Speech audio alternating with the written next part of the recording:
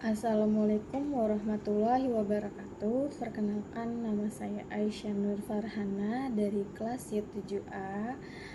Baik, di sini saya akan membuat video wawancarai mengenai konseling traumatik, yang dimana untuk mengampu nilai mata kuliah konseling traumatik. Baik, di sini saya akan mewawancarai seseorang atau seorang ayah yang pernah atau mengalami trauma terhadap kehidupannya, yaitu contohnya seperti kehilangan anaknya atau buah hatinya. Baik, selanjutnya bisa disimak dari video yang saya sudah wawancarai. Baik, di sini saya menggunakan metode EFT, di mana itu untuk konseling meredakan atau merefreshkan dari pikiran atau hatinya terhadap yang konseling rasakan selama ini.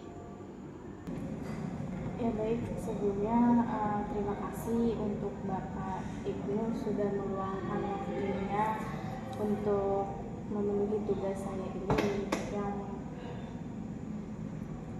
berjudul tentang traumatik ya Pak. Jadi sebelumnya di sini saya sih berterima kasih banyak untuk Bapak untuk menyediakan waktunya untuk saya wawancarai. Jadi sebelumnya maaf Pak kalau sebelumnya saya memang lancang atau apa dari pertanyaannya, nanti tolong diingatkan aja, takutnya kelewatan dari batasnya tuh. Jadi sebelumnya ini saya akan wawancara kehidupan Bapak dari masalah trauma Bapak.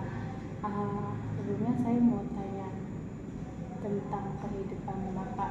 Kan yang Bapak ceritakan sebelumnya kan Bapak pernah ngerasain trauma, tapi traumanya itu karena kehilangan anak. Jadi sebelumnya dari tahun berapa Bapak sudah kehilangan anaknya? Baik, terima kasih. Jadi traumanya itu anak saya pergi sudah setahun yang lalu. Berarti baru ya? Iya, baru setahun. Itu ketika usia berapa Pak? Dia itu baru usia belum nyampe setahun, paling baru 9 bulan lah. Baru 9 bulan. Oh, berarti itu kira-kira itu sakit meninggalnya atau itunya gara-gara apa gitu kalau boleh tahu? Gejala terakhirnya sakit karena meninggalnya juga di rumah sakit, jadi tidak sempat tertolong. Nggak terdeteksi terlebih dahulu ya? Jadi kalau hasil akhirnya sih kata dokternya dehidrasi. Ya. Tapi selama lahir dia nggak kekurangan cairan kan, kayak tidak asinya gitu enggak kan? Cuma dia itu sebelum meninggal, 4 hari sebelum meninggal emang sakit, dia itu muntaber, mungkin efek dari itulah. Tapi setelah muntaber 3 hari, 1 hari berikutnya dia sembuh, tidak ada muntaber. Nah, pas malamnya itu langsung mulai koma dia. Berarti terindikasinya di rumah sakit itu karena dehidrasi doang. Tapi hasilnya itu dikasih tahu atau enggak? Karena belum sempat ada hasil apa-apa. Jadi baru sampai ke rumah sakit ya. Kasih bayangan doang. Baru masuk infusan. Jadi baru sekitar 30 menit lah di rumah sakit. Jadi belum ada hasil apa-apa. Berarti itu dokter ngasih tahu kayak gitu, berarti kayak cuma diraba doang. Ya mungkin ngelihat dari muka. Suhu tubuh, mungkin muka ya kan. Karena anak kecil emang udah rentan dehidrasi itu. Terus ini Pak, sebelumnya saya mau tanya lagi. Terus perasaan Bapak itu pas ketika kehilangan anak itu gimana perasaan Bapak? Ya namanya orang tua, emosi yang Bapak sedih pasti ada. Tapi kalau emosi kita bingung, kita mau marah ke siapa gitu. Iya, karena kan udah kehendak. Iya, meskipun ibaratnya kita marah-marah ke dokter mah nggak bisa menentukan, mereka hanya menolong. Terus emosi yang paling kuat Bapak rasain itu apa? Sedih, marah, atau kayak ngerasa bersalah? Yang paling besarnya sih merasa bersalah. merasa bersalah Ya ibarat merasa katanya. bersalahnya ibaratnya kalau kata dokter dia dehidrasi, mungkin saya kadang kan seperti ini, kita lagi tidur, anak kita belum tidur, kita kan nggak tahu ya kan dia gimana rasanya. Namanya anak kecil kadang kalau nangis itu kita bingung dia pengen minum ASI atau kegerahan. Iya, Karena kan nggak tahu komunikasinya ya, belum jelas. karena dia kan belum ibaratnya Iya. belum bisa ngomong, belum dewasa. Jadi yang pertamanya merasa apa bersalah. yang dia rasain kita pun nggak tahu mau Iya. apa ini anak. Kita hanya menebak-nebak kalau bayi itu nangis, gerah, atau Kalau nggak haus. haus. Iya. Terus memori apa yang paling kuat kehilangan anaknya? Memorinya yang bapak yang kuat sampai sekarang itu yang nggak bisa, ibarat katanya yang paling susah dilupain. Yang ingatan itu yang paling banyak itu sebelum meninggal ada dua. Yang pertama ketika saya pulang kerja, dia lihat foto saya sambil dia itu seperti orang dewasa, jadi tangannya itu sudah meraba-raba ya melihat foto saya. Yang keduanya ketika saya lagi sholat, dia nangis, saya selesaikan sholat, saya pangku dia langsung diam, langsung berhenti menangis. Jadi yang paling sulit dilupakan itu ya. Nggak ada lagi yang buat menemani saya ketika sholat berdua gitu, meskipun bayi nggak ikut sholat tapi kan dia ada di samping Cuman, saya. Ibaratnya Menemani, ya. Menemani, ngeliatin kalau ayahnya ibaratnya ini sholat. Terus itu kan tadi memori ya. Kalau perasaan yang bapak ingat saat kejadian itu gimana perasaan kejadian setelah kembali itu perasaannya?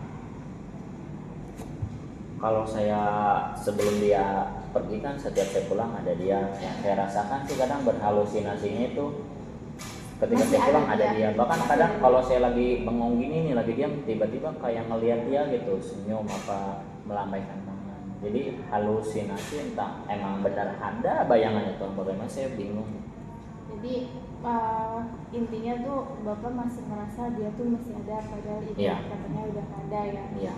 Jadi ibarat kata bapak tuh, anak bapak tuh masih ibaratnya masih dititipin sama neneknya, padahal mah udah nggak ada ya. Jadi selanjutnya ini ada ini Pak, buat menenangkan pikiran, hati, dan perasaan bapak sekarang gitu. Entah itu udah hilang atau enggak kan, ibarat katanya ini buat menenangkan bapak. Bukan hanya sekarang doang sih, sampai nanti bapak bisa menggunakan refleksi ini. Nanti kalau saya contohin, bapak ikutin saya aja ya.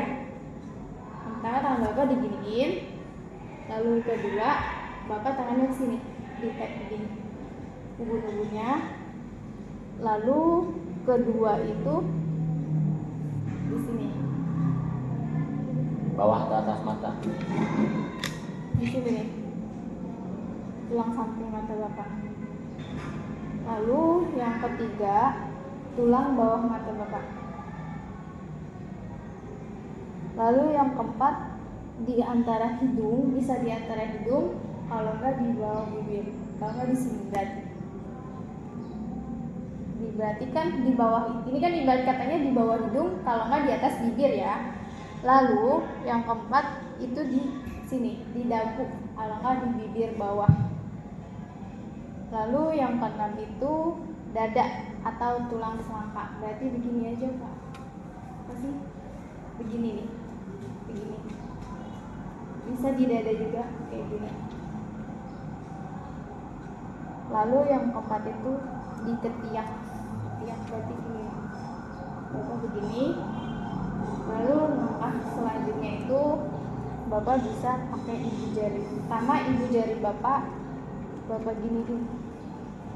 Beginiin.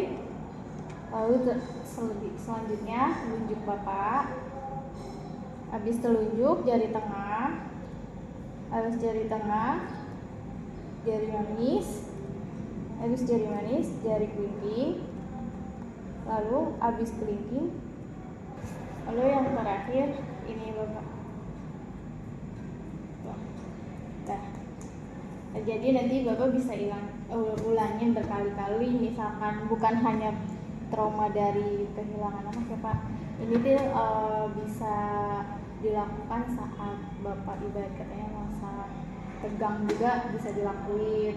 kalau ada permasalahan apapun bisa dilakuin. Ini tuh hanya buat refleksi, buat penenangan bapak aja gitu. Iya. Terus setelah itu bagaimana Pak rasanya setelah bapak ngelakuin kayak yang tadi saya contohin? Ya mungkin sedikit rada rileks, karena tadi kan ibaratnya kita baru tahu caranya. Mungkin nanti bisa saya praktekkan. Kalau sekarang kan saya belum ada trauma gitu. Kan cuma selama ini kan taunya cuma kalau misalkan kita mengalami masalah hal apapun paling cuma bisa diem ya. Jadi sekarang kan udah tahu ya, ibarat katanya walaupun dikit-dikit belum terlalu hafal, tahu cara merelaksasikan tubuh bapak agar ibarat katanya terhilang dari masalah atau apapun itu. Terus skala emosinya menurun nggak setelah bapak lakuin ininya? Menurut bapak? Ya mungkin tadi tuh pertama di sini ya, itu buat ngilangin pusingnya ya kan. Terus dada emang biasanya orang, contohnya nih yang di sini tadi, biasanya orang tuh kalau takut apa sering dipeluk ya kan, terus dipukul-pukul dia. Mungkin itu bisa berpengaruh, jadi merasa rileks lah kitanya. Ada perubahan ya berarti ya dari yang bapak rasain tadi gitu. Jadi ya udah baik, mungkin itu aja yang saya tanya-tanya, karena kan gak mungkin saya tanya dari panjang lebar ya Pak, karena ini juga sifatnya kan rahasia, gak mungkin dibongkar semuanya. Jadi sebelumnya saya banyak terima kasih. Kalau ada kata-kata perkataan yang tidak diinginkan atau yang salah, kalau ada kata-kata yang salah mohon dimaafkan ya Pak, karena manusia itu tidak luput dari kesalahan. Baik, kurang dan lebihnya saya terima kasih banyak ya Pak. Mudah-mudahan dari hasil video ini Bapak berkenan saya sebarluaskan ya Pak. Siap ya Pak? Ya, baik. Terima kasih banyak ya Pak. Sama-sama. Terima kasih banyak ya Pak Ibnu. Baik, terima kasih untuk para penonton yang sudah meluangkan waktunya untuk menonton dari kisah seorang ayah yang mengalami trauma terhadap kehilangan sang buah hatinya, yaitu anak tercintanya. Kurang dan lebihnya saya mohon maaf. Wabillahi taufiq wal hidayah. Wassalamualaikum warahmatullahi wabarakatuh. Thank you.